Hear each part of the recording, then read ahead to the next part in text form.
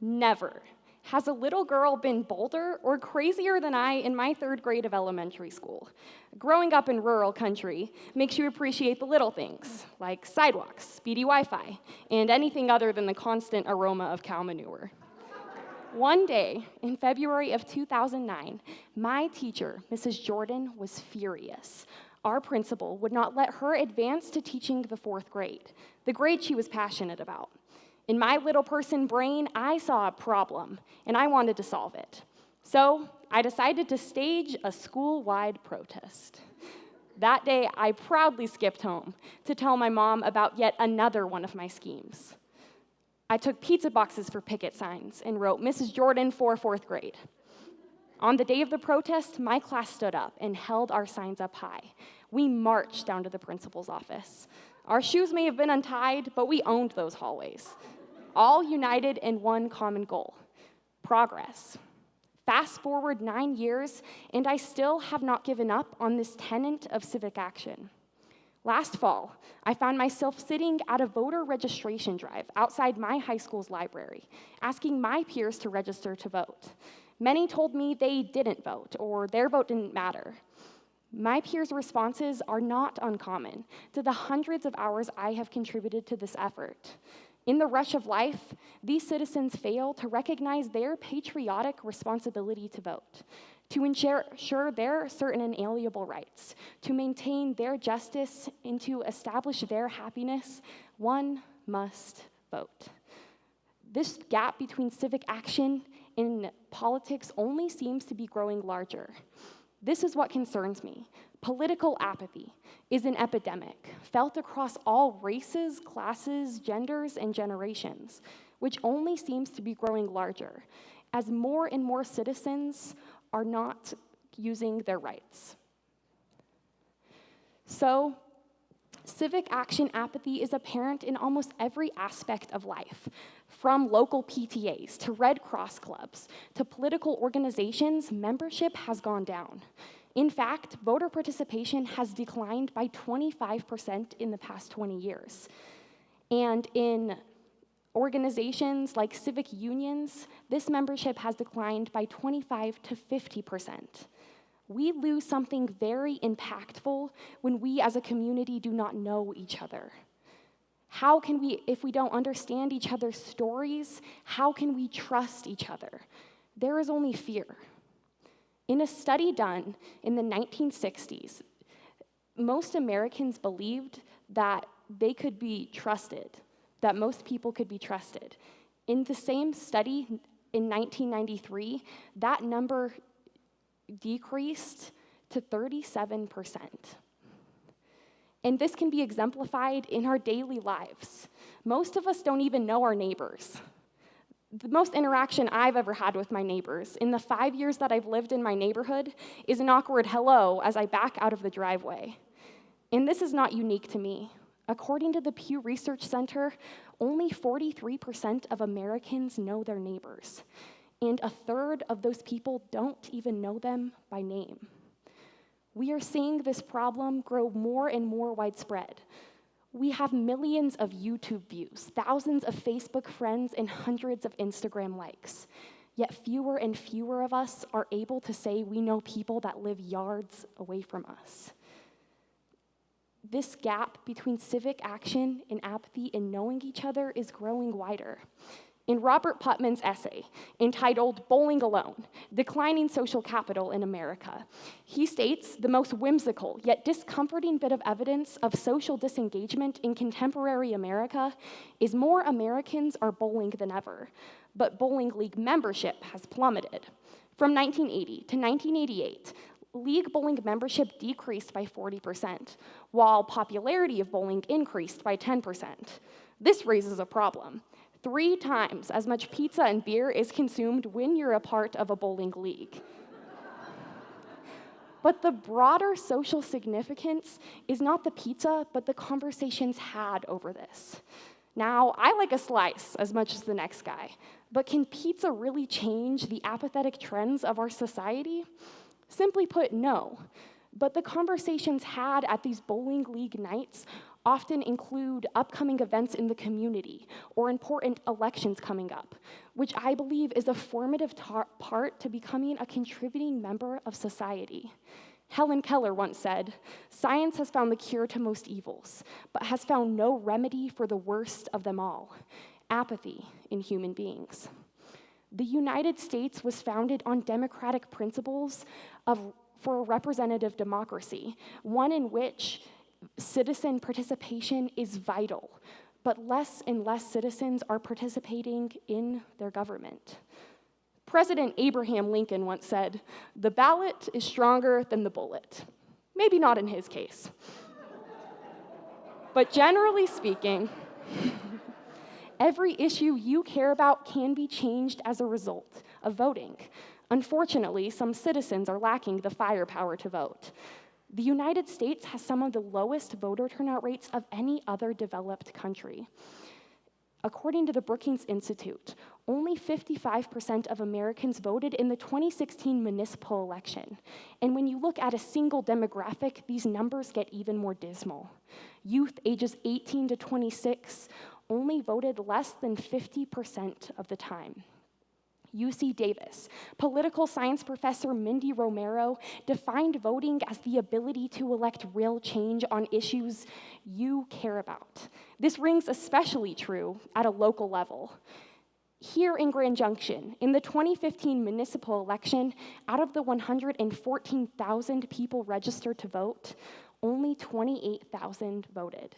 This is less than 25% of our population, and in no way is representative. This is not only a problem in Colorado, but one that plagues the rest of the United States.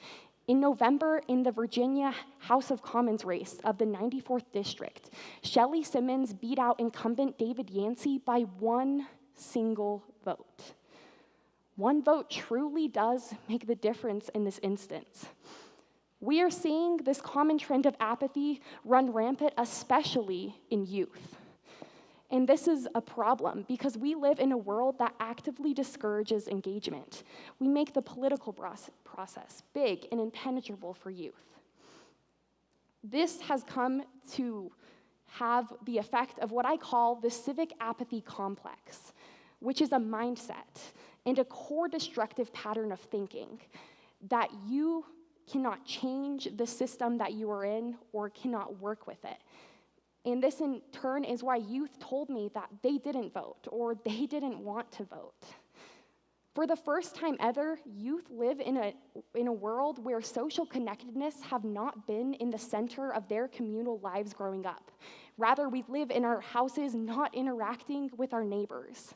Furthermore, we have a civics education system that has been defunded for decades. In my own high school, only one semester of government is required. Many high school students take this in their senior year. And under this, many students don't learn about the political process until their first chance to participate has already passed. We are at a pivotal point in United States history. Will we continue down this apathetic road, or will we instill in our kids the freedoms that they have never experienced not having? That's something to think about. Sandra Day O'Connor understood the vitality of a civics education system, saying, "We grade our schools on how well they teach science, math, and English, but we must also understand that our place in the world depends on how well we teach our students their responsibility as citizens." Dr. Martin Luther King Jr. understood that the right to vote was sacred and foundational. He said, "So long as I do not firmly and irrevocably possess the right to vote, I do not possess myself. I cannot make up my mind is made for me. I cannot live as a democratic citizen observing the laws I have helped enact. I can only submit to the etiquette of others." A short 100 years ago, millions of Americans, including myself, would not have the right to vote. But because of the civic participation and action of our ancestors that have gone before us, I can proudly stand before you today and say, I will fulfill my right. And so should you. This problem is only becoming bigger and bigger. So, how do we solve this problem of personal isolation? How do we fix this plague that's rampaging our societies? How do we instill in our kids the importance of voting? Research has shown that the best way to do this is through social capital. Social capital is the theory that social networks have value. So if I interact with my neighbor and he his neighbor, there will be an accumulation of social value. This is important in local communities for two reasons. First, studies have shown that in communities that have problems with healthcare, poverty, education, and crime is made better or worse depending on the degree of involvement from their citizens. So in communities where involvement of citizens is made large, where they know each other's stories, foundations, and goals and dreams, healthcare was good, poverty rates and crime rates were down, and high school retention rates were up. This study also showed that political conversations were positively correlated with groups like bowling leagues, book clubs, and churches. The second impact of social capital is that community members can use this to remind each other to vote. And this is backed up in a study done by Nickerson that found that citizens were 20% more likely to vote when they were reminded, and those just of the same treated household were 15% more likely to vote. This study showed that citizens can play an active role in instilling a communal value of voting.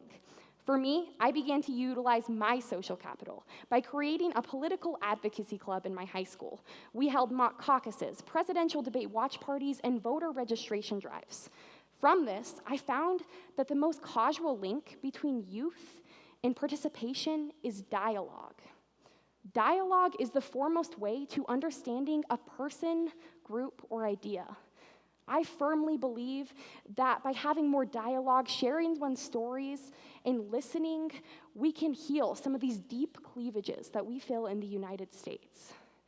Though I understand that my political advocacy group, and even my third grade protest, will not likely play a role in changing the world, it is an important part in a local network of global action. So, if you have not voted, take this as an invitation to vote. If you have, begin to work on your social capital. Invite neighbors to basketball games. Go to book clubs, attend community meetings, and maybe even join a bowling league. By doing this, you too will become an important part in a global network of local action. Benjamin Franklin, in speaking about the creation of the United States, said, "A republic, if you can keep it." The only way to ensure our government's legitimacy and create goodness for years to come is by active participation. So participate. After all, even a third grader can stage a protest. Thank you.